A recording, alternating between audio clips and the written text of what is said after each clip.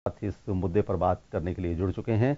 हम बात करेंगे भूपेंद्र, अयोध्या मामला फिर से सुर्खियों में है। विश्व हिंदू परिषद ने एक बार फिर धड़कनें बढ़ा दी हैं देश के लोगों की, और धर्म संसद का आयोजन करने जा रही है वीएचपी।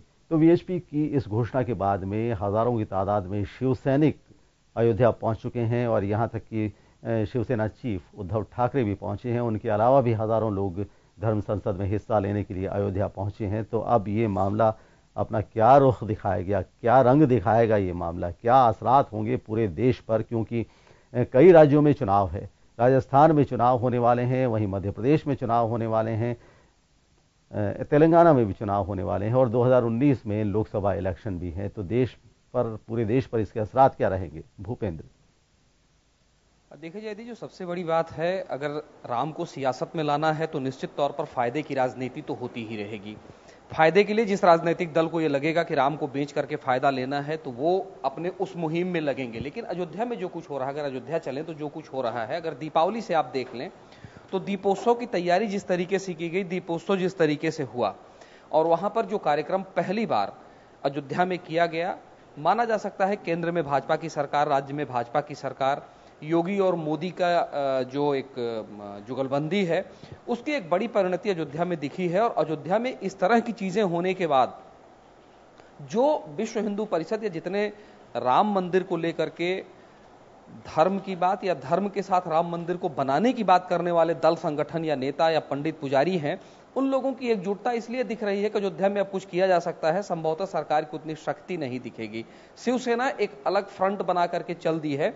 वजह 2019 के चुनावों को भी कहा जा सकता है, क्योंकि अगर आप विधानसभा, महाराष्ट्र विधानसभा चुनाव को देख लें तो जिस तरीके से बीजेपी और कांग्रेस के, बीजेपी और शिवसेना के बीच खींचतान मची थी, उसमें कहीं न कहीं किनारे पर खिसकती हुई दिखी थी शिवसेना। और जिस तरीके से आज शिवसेना ने अपने सियासी मजबूती के लिए एक नई राजनीति शुरू की है, वो निश्चित तौर पर बीजेपी को चौंकाने वाली है। दो चीजें लेकिन एक बात और है भूपेंद्र, एक बात और है कि इससे पहले शिवसेना ये कहती रही है कि वो राम मंदिर के नाम पर राजनीति नहीं करेगी, लेकिन अचानक राम मंदिर निर्माण का परचम उठा लेना शिवसेना का, तो ये क्या शो कर रहा है कि बीजेपी और शिवसेना के बीच में तलखियां कुछ बढ़ी हैं और सारा क्रेडिट अब शिवसेना लेना चाहती?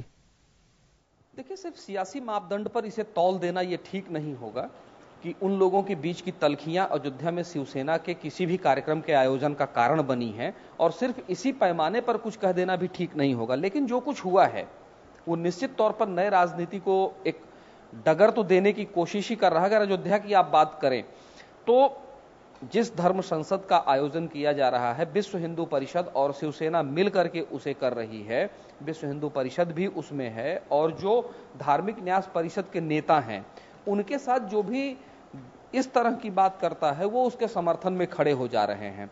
विश्व हिंदू परिषद अपने तरीके से रणनीति बना करके रखे हुए, लेकिन उसके बाद भी जो एक संवैधानिक संरचना की मर्यादा है, उसकी भी बात हो रही है कि कोर्ट जब तक कोई फैसला नहीं देगा मंदिर का निर्माण नहीं करेंगे। गृह मंत्रालय ने आदेश जारी कर दिया है कि गर्भगृह के पास किसी तरह की छेड़छाड़ नहीं होगी। एक एडीजी, एक डीआईजी के साथ लगभग 1500 के आसपास पुलिस बल तैनात हैं, उसके अलावा कमांडो है, और जो सुरक्षा के पुख्ता इंतजाम वहां पर किए गए हैं। ये कहीं ना कहीं केंद्र सरकार की उस मंशा को भी दर्शाता है कि अगर कहीं कुछ ऐसा बन जाए तो सियासी पकड़ के लिए एक बड़ा मुद्दा जो खड़ा है वो हाथ से निकल न जाए। और ये भी सही है जयदी कि जब तक चुनाव चल रहे हैं, जब तक चुनाव हैं, कम से कम 5 राज्यों के विधानसभा चुनाव हैं, तब तक कोई ऐसी स्थिति वहां पैदा भी नहीं होगी कि वहां मंदिर निर्माण जैसा कोई निर्णय ले लिया जाए। हाँ, पूजन, धर्म संसद और बाकी तरह की चीजें होती रहेंगी। अब किसके हाथ में कौन सा मुद्दा कितनी मजबूती के साथ चला जाएगा और उसका राजनीतिक फायदा क्या होगा, ये थोड़े से समय के बाद खुलेगा। राजस्थान की बात कर लें, आज अशोक गहलोत ने, हालांकि अभी तक राजस्थान की सियासी जो राजनीति चल रही है उसमें मंदिर का मुद्दा कहीं नहीं था, लेकिन आज अशोक गहलोत ने यह बात कह दी कि जब चुनाव होते हैं तो भाजपा को राम मंदिर का मुद्दा याद आ जाता है।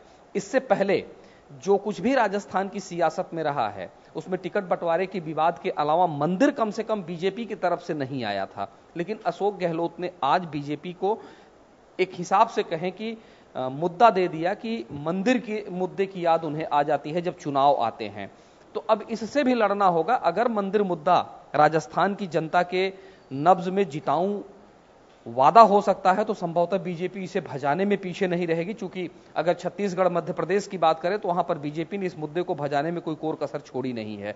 राजस्थान में इस मुद्दे को उठाया इसलिए नहीं था कि बीजेपी कहीं ना कहीं अपने को यह पा रही थी कि अभी के जो सियासी हालात है उसमें पार्टी अपर हैंड नहीं है, तो ऐसे में इस मुद्दे को जगह देने की स्थिति में भूपेंद्र इन सब के बीच में अयोध्या का आवाम कहां है?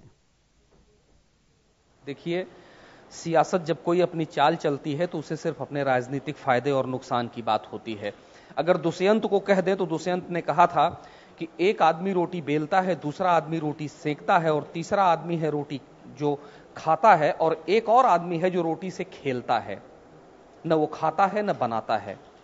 तो यहां तो अयोध्या की स्थिति यही है, अयोध्या के आम जन की स्थिति है, अयोध्या के जनमानस की स्थिति यही है कि जो अयोध्या में हो रहा है वो न हो, क्योंकि अयोध्या के जो लोग हैं वो इस तरह का विवाद नहीं चाहते। अयोध्या के लोग रोज अपने घर पे ताला बंद करके पुलिस के भोंपू से बोले जाने वाले धारा 144 के शब्द नहीं सुनना चाहते।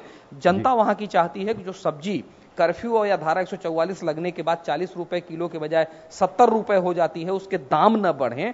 वो चाहती है कि उनका बच्चा हर दिन बिना बेरोक टोक, बिना किसी बाधा के स्कूल जाए, पढ़े, आगे बढ़े।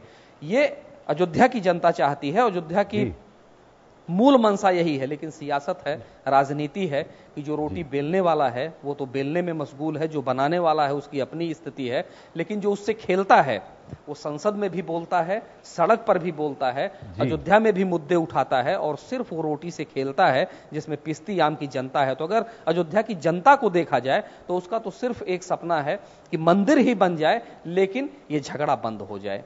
जयदीप जी, बहुत बहुत शुक्रिया भूपेंद्र। इस तमाम बातचीत के लिए हमारे साथ जुड़े हुए थे वरिष्ठ पत्रकार भूपेंद्र दुबे। हम बात कर रहे थे अयोध्या मामले की। तो अयोध्या में माहौल एक बार फिर से गर्म हो गया है, राजनीतिक रोटियां सेकी जा रही हैं, और धर्म संसद जिसका आयोजन विश्व हिंदू परिषद करने जा रही है, उसमें हिस्सा लेने के लिए शिवसेना चीफ भी उद्धव ठाकरे भी पहुंच चुके हैं, उनके साथ हजारों शिव सैनिक भी वहां पहुंचे हैं, और इस बीच अयोध्या का माहौल काफी गर्म है। और बुलेटिन के आखिर में हेडलाइंस एक बार फिर।